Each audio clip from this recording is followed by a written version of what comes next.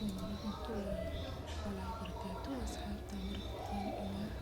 عايشة هدا عيل أباهنتا ألابتاس soo tijaabin maxaa maahan waad ka heli doontaan waxaan leeyahay daawasho wanaagsan daawada dhamaadka maasha Allah halkan waxaan ku haystaa looska shiidan caano iyo moos iyo malab marka isku soo dardara asxaabi nala socda asxaabi marka gasac yar oo looska u jeedaa maasha Allah jikadaas ka isticmaalaya blender soo shiidan maasha Allah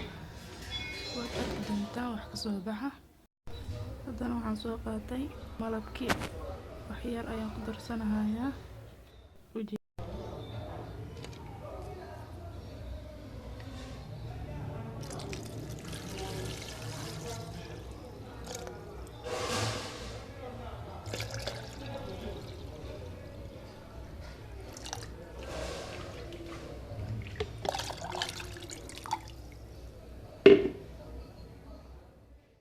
ما شاء الله إنه عادي ما ساس أيونو نقطع عبيتان كينا